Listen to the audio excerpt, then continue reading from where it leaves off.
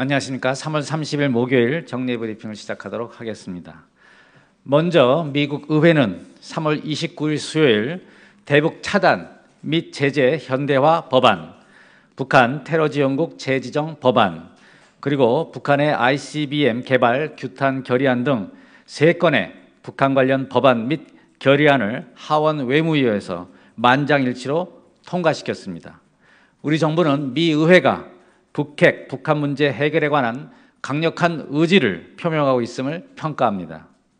최근 외교장관 방미 계기에 상하원 외교위원장 등 면담 시에도 확인되었듯이 이러한 미 의회의 신속하고 초당적인 행동은 북핵, 북한 문제 해결을 위해 대북 제재 압박 강화를 촉구하고 있는 미 의회 내 확고한 기류를 반영한 것으로 판단합니다. 특히 북한의 ICBM 개발 규탄 결의안에 사드 배치 관련 중국의 보복 조치를 즉각 중단할 것을 촉구하는 내용이 포함되어 있을 뿐만 아니라 동일한 취지의 보다 상세하고 포괄적인 별도 결의안이 이미 발의된 점에 주목하자 하며 이런 일련의 움직임은 동맹의 공동 대응에 관한 동맹 차원의 공동 대응에 관한 미 조야의 광범위한 지지를 보여주는 것이라고 봅니다. 다음은 계속되고 있는 북한의 도발 위협에 대한 정부와 국제사회의 대응에 대해 말씀드리겠습니다.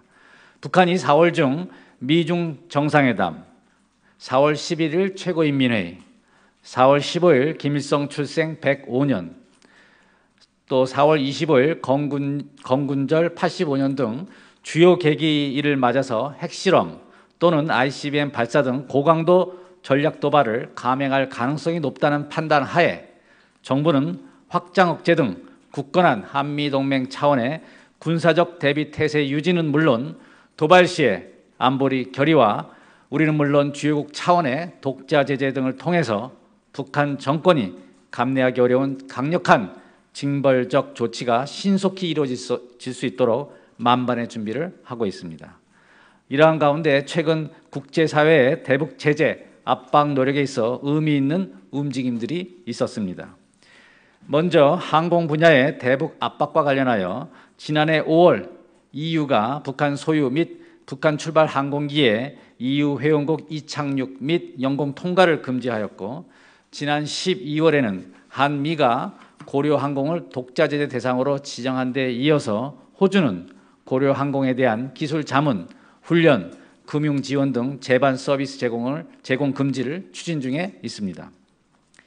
한국과 미국, EU 등이 주도한 노력의 결과로 최근 러시아 아에로플로트사가 그동안 제공해오던 고려항공과의 항공권 연계 판매를 중단하고 북한에 취항하는 유일한 외국 항공사인 에어차이나가 4월 중순부터 북한 노선 취항을 중단하는 것으로 알려졌습니다.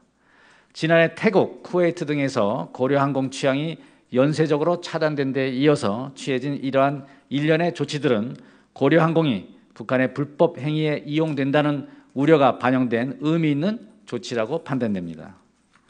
다음으로 북한이 아세안, 아프리카 지역과 함께 고립 무원의 상태의 외교적 고립을 타개하기 위해서 공을 들이고 있는 중남미 지역에서의 대북 제재 압박 강화 동향에 대해 말씀드리겠습니다.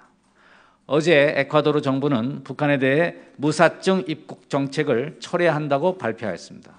그간 에콰도르 정부가 대부분 국민들에 대해서 무사증 입국을 적용해 왔으며 북한에 대해서 이념적 유대를 견지해 온 점을 감안할 때 매우 주목할 만한 조치로 평가됩니다. 특히 이러한 에콰도르의 조치는 북한의 전통적 우방국인 니카라구아 및 중미의회 또 카리브 공동체 등 중남미 지역을 대표하는 국제기구가 북한의 연이은 도발에 대해 규탄 입장을 발신한 것과 일맥상통하는 것이라 할 수 있겠습니다. 다음으로 임성남 외교부 제1차관은 3월 27일부터 29일까지 세계 경제의 중심 축으로 부상 중인 인도를 방문하여 프리티 사란 외교부 동아시아 차관 면담, VK 싱 외교부 국무장관 예방, 경제인 간담회 등의 일정을 가졌습니다. 이번 임 차관 방문 계기에 한 인도 양측은 제1차 외교국방 2+2 차관회의 및 제9차 한인도 외교장 간 공동회의를 금년 하반기에 개최하기로 합의하는 등 양국 간 정치 안보 분야에서의 전략적 공조를 강화하기로 하였습니다. 아울러 양측은 양국 간 교육 및 투자 증진을 위해 한인도 포괄적 경제 동반자 협정을 조속히 업그레이드하기로 하고 인도 인프라 시장에 우리 기업의 진출이 확대되도록 상호 협력하기로 하였으며 임차관은 우리 기업의 애로사항에 대해서도 관심을 갖고 해결해 주기를 요청하였습니다. 양국 차관은 특히 인도가 세계 제2위의 관광객 송출국으로서 양국 간 관광협력 확대 잠재성이 크다는 데 의견을 같이 하고 한국학 진흥, 영화 콘텐츠 교류 등을 통한 양국 국민 간 유대도 강화해 나가기로 하였습니다. 이어서 안총기 외교부 제2차관은 4월 3일 월요일 서울 프레스센터에서 열리는 2017년도 세계 기자대회에 참석하여 한반도 주변 정세와 한국의 외교 정책에 대한 강연을 하고 이어서 오찬을 주최할 예정입니다. 이번 행사는 한국기자협회가 2013년 이후 5번째로 개최하는 행사로서 세계 각국의 현직 기자들이 참석해 한반도와 세계 평화를 위한 언론인의 역할을 모색하는 자리가 될 것으로 기대됩니다.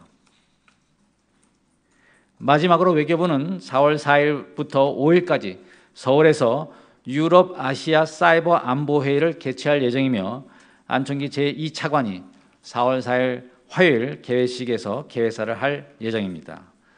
이번 회의는 유럽의 성공적인 다자안보 협력기구인 OSCE와 협력하여 아시아 지역에서 개최하는 최초의 사이버 안보 분야 국제회의이며 OSCE 회원국과 OSCE 협력 동반자국 그리고 ARF 회원국의 사이버 안보 관련 정부 및 민간 전문가 등 100여 명이 참석할 예정입니다. 이번 회의에서는 지역 사이버 안보 환경, 사이버 공간상 국제 규범 마련 및 신뢰 구축 방안, 민관 협력, 사이버 안보 역량 강화 등 사이버 안보 관련 다양한 주제에 관해 논의될 예정이며 특히 이번 회의 계기에 북한의 사이버 위협에 대해서도 참석자들 간의 심도 있는 협의가 있을 것으로 예상됩니다. 이상입니다. 그러면 질문을 받도록 하겠습니다.